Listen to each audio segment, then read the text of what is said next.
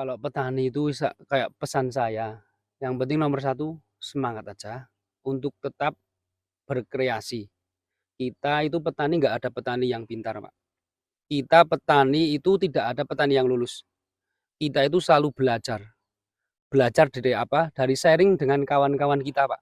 Di situ. Kita bergaul dengan mereka yang sudah pernah nanam, kita bergaul dengan mereka yang tahu bahan, yang tahu obat.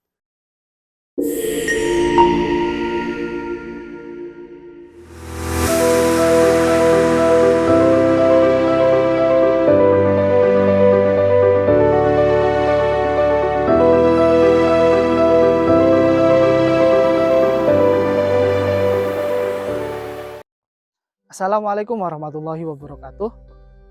Untuk review kali ini kita akan berbeda karena apa? Untuk yang kemarin-kemarin itu kita sudah banyak melakukan review petani dengan budidaya tanaman cabai.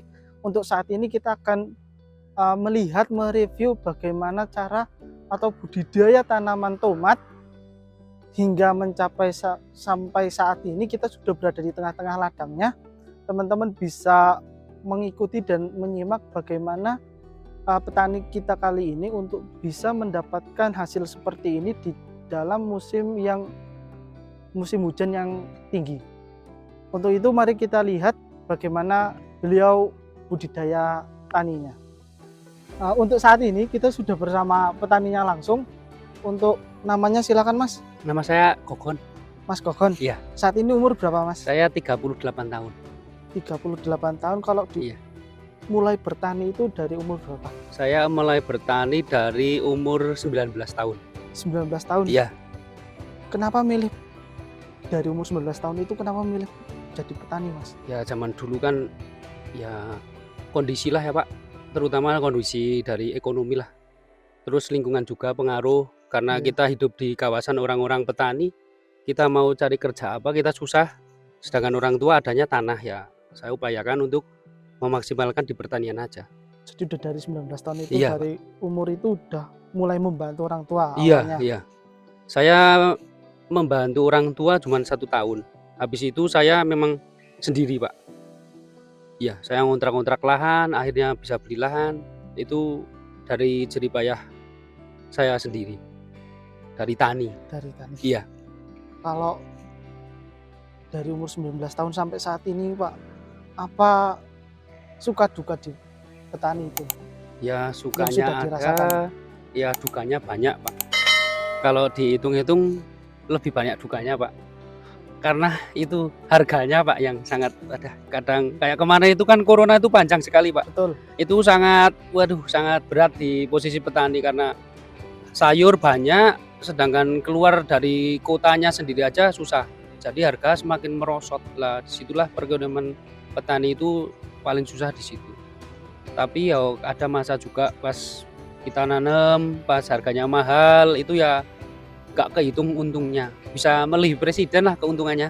Melebihi presiden? Iya, alhamdulillah itu kalau pas ngepasi payu Pak. Berarti lebih menguntungkan jadi petani daripada presiden? Kalau saya iya Pak, nggak pusing-pusing amat. Kalau petani itu ya judi, ya bener judi. Kita keluar modal. Tapi kan kita memang pakai keringat sendiri Pak. Mungkin hasil yang paling halal itu untuk menafkahi anak istri itu dari sawah Pak, dari petani. Karena petani itu tidak pernah bohong lah. Kalau kita kan panenan, kalau dibawa ya udah sana dibawa bayar berapa, hasil berapa gitu, kita manut aja sama tengkulak ya. Nggak pernah kita ngaran-ngarani, jadi nggak pernah kita bohong-bohong. Mungkin insya Allah ya dari keringat kita sendiri, dari hasil itu ya insya Allah itu jadi rezeki yang barokah dari petani. Itu saja saya makanya memilih jadi petani, itu rezeki yang adem. Tapi kalau dari sukanya itu banyak berarti? Ya alhamdulillah ya ada banyaknya, ada ya hampir imbang-imbangan lah Pak ya. Uang sinawang Pak kalau orang itu. Kalau saat ini usaha tani apa ini Mas? Tomat? Ini tomat Pak, ini tomat. Ini apa aja tomatnya? Ini saya nyoba 2 varietas. Yang sebelah ini pas ya. Ini depan kita. Ya Gustavi. Kalau yang atas ini Tania. Kalau Gustavi sama Tania ini perbedaannya apa Pak? Perbedaannya hampir sama. Dari segi tanaman juga hampir sama. Cuman dari ketebalan daun itu kayaknya cenderung ke ini Tania. Tania lebih tebal. Iya, terus virusnya dari bundelnya juga kalau musim sekarang ya lumayan lah. Kalau di ini Gustavinya kan ada 1 2 lumayan lah ya, berapa persen ada. Tapi kalau dari Tania ya satu tok mbaknya ada. Jadi Lola masih mending Tanianya kalau ketahanan di virus. ya ketahanan virusnya. Kalau dari hasilnya dari Kalau antara dari Tania sama Gustavi, lah ini kan saya kalau yang Tania baru nyoba sekali ini. Kalau Gustavi itu kemungkinan kalau buahnya bisa besar Gustavinya, Pak. Kalau dari segi buahnya itu bisa besar di Gustavinya kalau dilihat dari sekarang itu. Kalau masalah hasil nanti kita belum panen, mungkin antara 15-10 hari lagi lah ini sudah mulai ada yang merah insya Allah. Karena ini terlalu lemu tanamannya, musim hujan kayak gini masih alhamdulillah banget masih bisa bertahan seperti ini. Kalau yang lain itu perbandingan 11 orang Pak, yang sukses cuma sini tok, lainnya bubar. Beneran.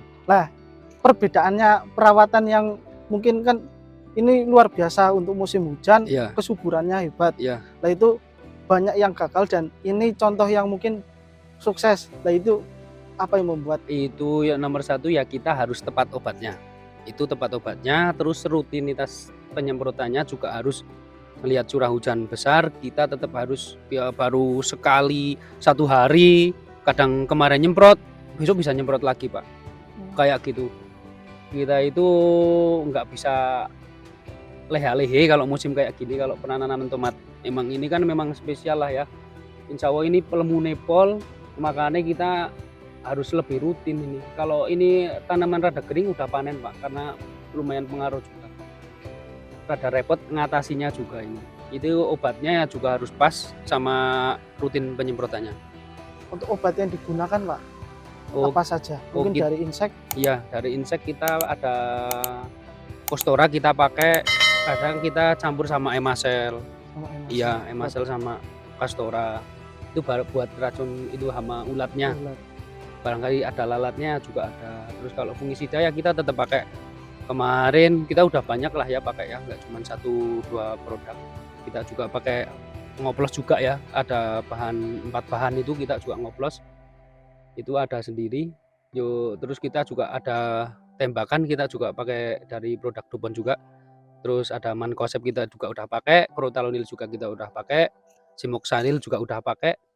Ya itu kita selang-seling lah Pak. Selang-seling. Iya, dari setiap hari ya kita pindah, kita lihat di mana segi kekurangannya, di mana bahan yang apa yang harus dimasukkan.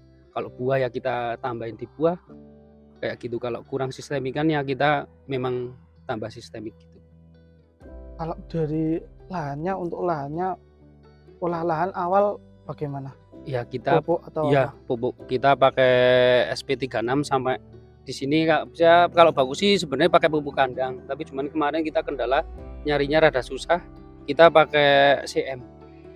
Kalau dari lahannya sudah lahan baru atau lahan Ini lahan baru.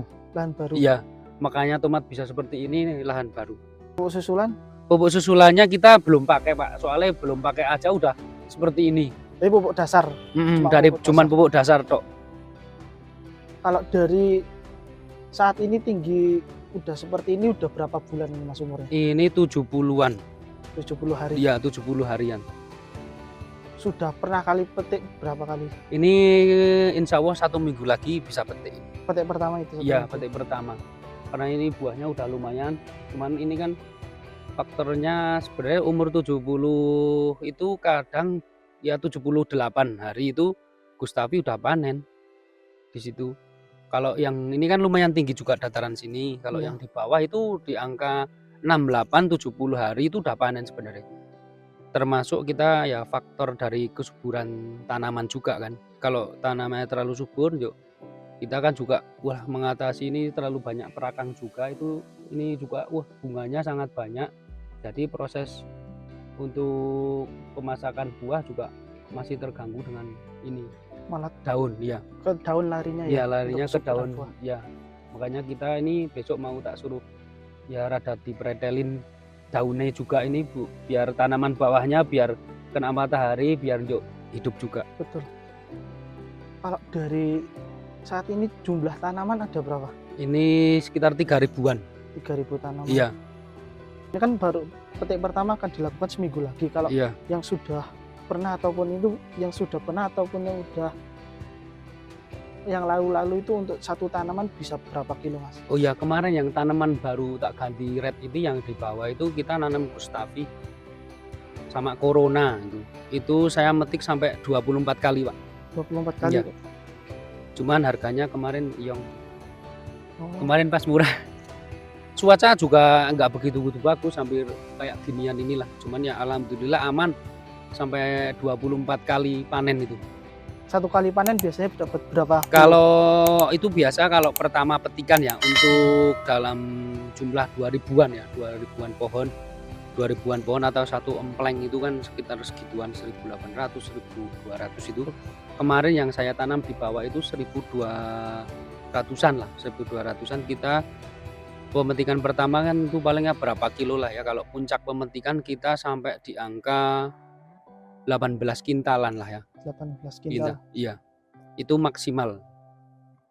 180 kilo atau Iya, 1 ton 80. Iya, 1 ton 800, hampir 2 ton. Hampir 2 ton berarti. Iya. Kalau dari cuaca ekstrim ini, tantangannya di cuaca ekstrim untuk musim hujan yang tinggi gimana? Ya kita memang petani ya, kita milih-milih juga kalau mau nanam. Makanya kita tanam itu memang selalu ngelawan arus, Mas.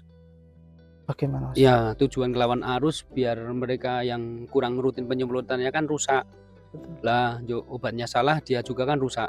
Lah kita bukannya kita mensyukuri orang-orang yang rusak, tapi kita ya bersyukur kalau kita aman, insya Allah harganya bisa dapat tinggi. Biasanya kayak gitu. Itu memang kita tanaman di bulan-bulan kayak gini setiap tahun kita nanam memang. Desember, Januari itu kita pasti panen. Itu setiap tahunnya itu rutinitasnya ya. Insya Allah di harga itu alhamdulillah ya belum pernah terlalu meleset kalau tanaman itu di bulan-bulan itu panen. Kalau untuk penyemprotan berapa hari sekali, Mas? Saya itu ya 3 hari sekali. Ya, 3 hari sekali pasti itu. Karena ini setiap hari hujan, malah kemarin itu sama sekali nggak berhenti hujan 5 hari dari pagi sore itu kan, Mas. Lah itulah kita hampir tiap hari nyemprot itu. Karena pas rawan-rawan nih. Oh, berarti kalau walaupun 5 hari berturut-turut hujan itu tetap disemprot. Iya, kadang kan kita hari ini nyemprot belum selesai udah kena hujan. Betul. Terus besok kita pagi lagi sebelum hujan kita berangkat lagi nyemprot lagi. Lanjutin yang kemarin. Jadi hampir kayak setiap hari nyemprot itu. Kalau ini kan mungkin udah sesukses inilah tanaman, udah banyak pengalaman dari Mas Gogon. Lah untuk apa sih mungkin pesan ataupun rahasia yang perlu dibagikan untuk petani-petani lainnya? Ya. Pesannya mungkin. Kalau petani itu kayak pesan saya, yang penting nomor 1 semangat aja untuk tetap berkreasi. Kita itu petani nggak ada petani yang pintar, Pak. Kita petani itu tidak ada petani yang lulus. Kita itu selalu belajar. Belajar dari apa? Dari sharing dengan kawan-kawan kita, Pak. Di situ kita bergaul dengan mereka yang sudah pernah nanam. Kita bergaul dengan mereka yang tahu bahan, yang tahu obat. Untuk kesuksesannya di situ. Kita petani cuma belajar, benar-benar belajar. Karena musim itu kan kita tidak tahu peralihannya, sekarang nggak genah kan, Pak. Betul. Ya di situ kita juga nggak bisa. Jadi kita tetap semangat aja. Untuk penanaman, ya kita tetap wajib nanam. Masalah harga itu rezeki kita, Pak. Kalau tanamnya subur, insya Allah dapat hasil. Gitu aja pesan dari saya. Semangat untuk petani. Jangan pernah kendor. Intinya disitulah. Betul, emang kalau petani walaupun musim lalu sukses besar, belum tentu musim yang akan datang bisa sukses lagi. Iya, betul. Jadi memang harus belajar. Harus dan belajar terus, Pak. Kalau kita takut besok nggak sukses, kita nggak pernah nanam. Betul. Lah kalau kita nggak nanam, siapa tahu besok dapat harga tinggi, kita cuma ngeliatin mereka. Betul. Yang nanam pas nanam. Jadi kita tetap ajalah menanam, semangat, dirawat, kayak gitu aja, Pak. Kalau memang itu petani, karena saya seperti itu, Pak. Betul. Saya nanam di sini, di sana, di sini, di sana. Kadang ya ada yang yong itu udah biasa, Pak. Ada yang bangkrut juga udah biasa lah. Kalau kayak gitu kan namanya juga orang usaha, Pak. Betul. Dimanapun orang usaha, tapi pasti ada gandala. Ada jadi insya Allah selama kita masih berusaha, pasti Allah memberi jalannya. Itu aja. Betul. Terima kasih banyak Pak Gogon, Mas Ya, Gogon. sama-sama. Karena Sama-sama. masih muda ya, Loh, saya 38 tahun, Pak. masih terlihat muda. Tapi Aduh, udah tua ini. terima kasih banyak Iya. untuk review kali ini. Iya, sama-sama, Terima Pak. kasih banyak. Semoga semua ya jadi manfaat buat teman-teman semua, buat Mas, buat mas-mas semua. Ya, yang pengen tahu cara pengobatannya ya tinggal nanti bisa Ya, ke tempat Mas aja. bisa tanya-tanya. Bisa tanya-tanya. Gitu Gitu. aja. Terima kasih untuk saat ini. Wassalamualaikum warahmatullahi wabarakatuh. Demikian review petani kali ini. Teman-teman bisa komentar mengenai budidaya apapun yang mungkin ingin teman-teman tanyakan mengenai cara perawatan, terus pemupukan hingga cara panen dan lain sebagainya. Teman-teman bisa tuliskan di dalam kolom komentar. Mungkin kita akan menjawab di lain waktu. Terima kasih atas antusiasnya. Jangan lupa untuk like, komen, dan subscribe channel kita. Terima kasih. Salam petani Indonesia.